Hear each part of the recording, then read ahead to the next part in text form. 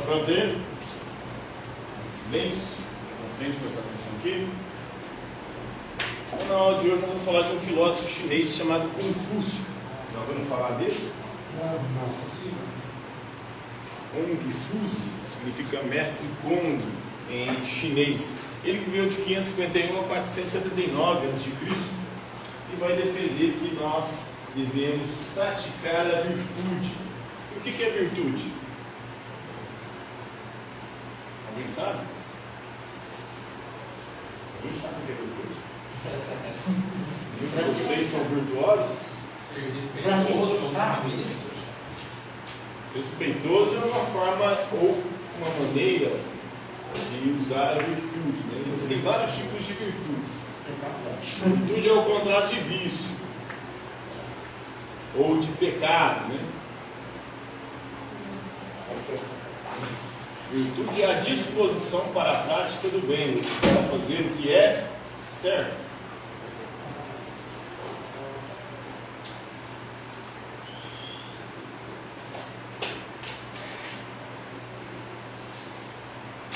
E ele é considerado um filósofo porque justamente ele vai dizer que a virtude não é algo que vem do céu, ou as pessoas são boas por disposição própria e não por vontade de Deus ou dos deuses. Você escolhe ser uma pessoa boa ou não, através das suas ações, aquilo que você faz.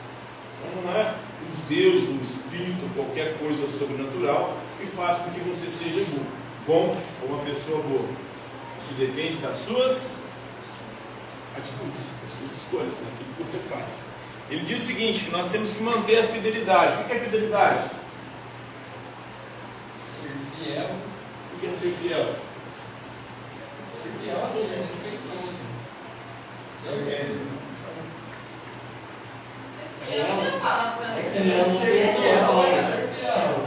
A gente pode definir através também da negação. Ser fiel é não ser o quê? Infiel. E o que é ser infiel? Ser Trair, traído. né? Não trair. Então, ser fiel ou manter a fidelidade é você ser verdadeiro com uma pessoa. É você estar do lado dela, é você não abandoná-la, é você, de alguma forma, estar sempre ali quando o outro precisa de você. E sinceridade que tem a ver também com verdade. Tá? Então mantenha a fidelidade e a sinceridade como princípios básicos. Para ele, essas são as duas principais virtudes, as duas virtudes básicas da filosofia confucionista: fidelidade e sinceridade.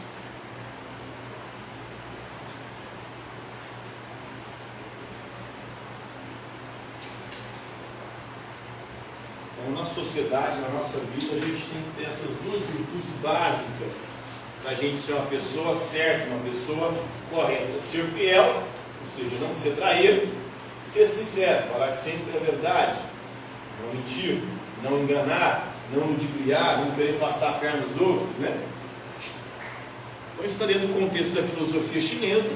Muita gente chama o confucionismo de religião, mas Confúcio não professava nenhum tipo de crença em alguma divindade.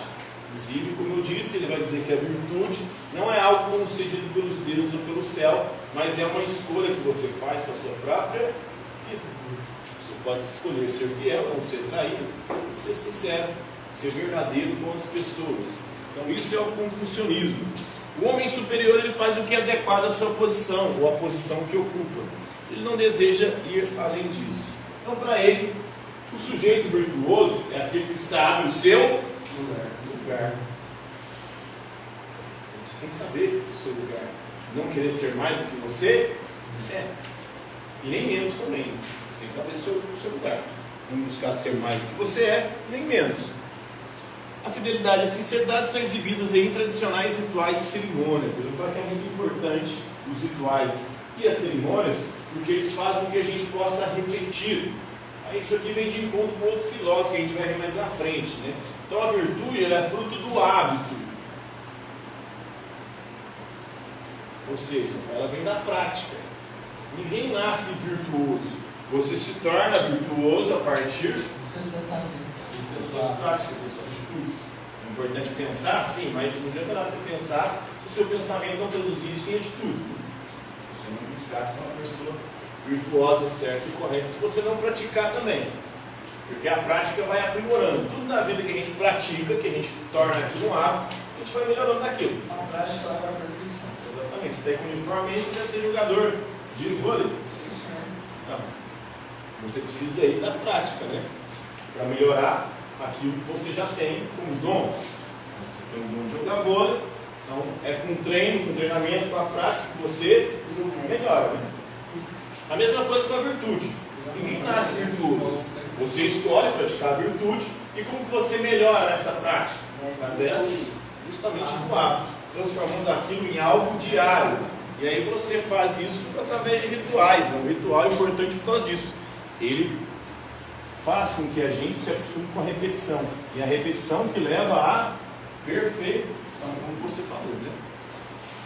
Então, tais qualidades das ocasiões, elas permitem que a virtude se torne-se visível. Então, à medida que a gente vai praticando, as pessoas vão percebendo que a gente é uma pessoa virtuosa. E a gente começa a se destacar.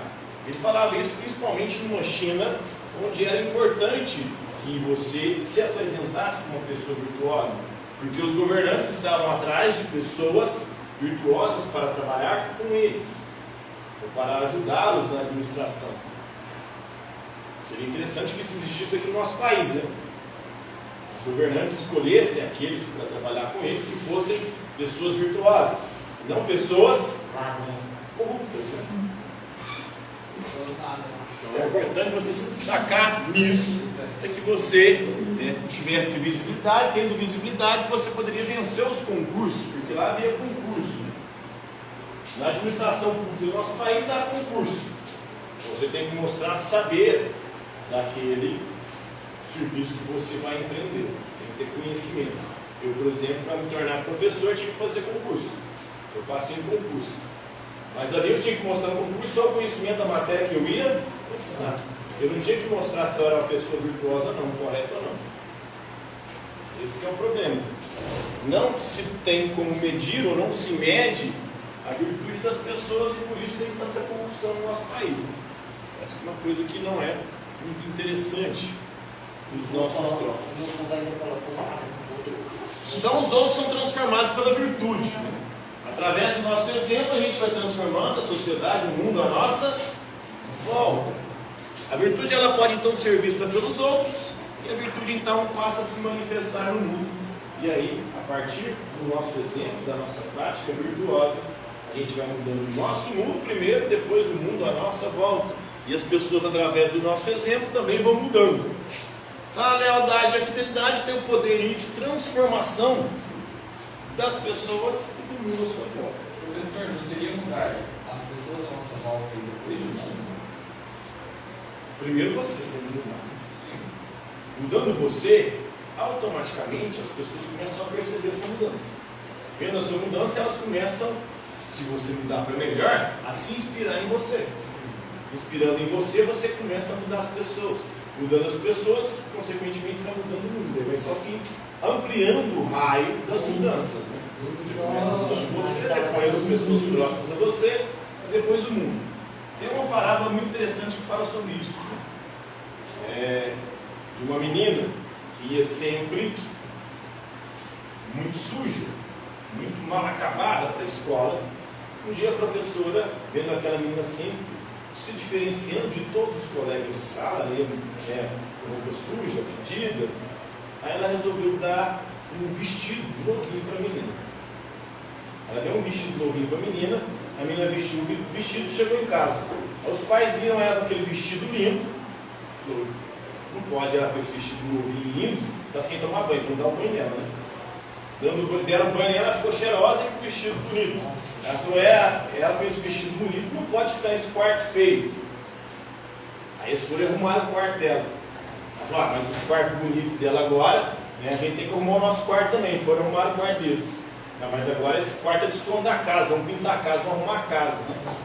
Aí foi arrumando, e os vizinhos viram aquilo e foi mudando, e a cidade inteira começou a ficar mais bonita por conta de uma uma ação da professora. Então, essa parábola é interessante porque ela mostra isso, né? Uma mudança particular pessoal, ela acaba mudando o mundo de alguma maneira. Então, as 5 relações constantes, o soberano e o súdito, como é que eles devem se comportar um com o outro? O governante deve ser benevolente, deve fazer o bem, e o súdito deve ser leal. A relação entre pai e filho, o pai deve ser amoroso, deve dar amor para o filho deve ser obediente. Marido e esposa, o marido deve ser bom e justo com a esposa, e a esposa deve ser compreensiva, ou seja, deve entender as merdas que o cara faz, né? Tem que compreender, viu? Fica a dica. E o irmão mais velho, e o irmão mais novo. O irmão mais velho deve ser gentil, e o mais novo deve ser respeitoso. Oi? Amigo e amigo. Os amigos mais velhos devem ser gentios, os mais novos devem ser reverentes. Então, os rituais e tradições, aí, segundo Confúcio, são vitais, são fundamentais para unir aí o indivíduo à comunidade. E a gente tem que saber o nosso lugar na sociedade também, né? Não querer ser mais nem menos. Saber o nosso lugar e agir sempre com virtude no lugar que a gente estiver. Então, ele libera a pessoa para se tornar um justo. O que é um justo? É um homem de virtude, é um homem que está disposto a fazer sempre o bem, o que é correto, o que é certo. O que você sabe, sabe. O que você desconhece, desconhece. Essa é a verdadeira sabedoria, né? Não tente demonstrar saber mais do que você sabe. A devoção é a ideia da organização de uma sociedade harmoniosa, levou o Confúcio a viajar pela China. Ele se tornou um professor e acabou influenciando e mudando muito a sociedade chinesa. Na época, os governantes não deram muitos ouvidos para ele. Mas aí, com o tempo, o confucionismo passou a ser uma filosofia muito popular na China. Acabou o horário? Acabou. Hoje é isso aí.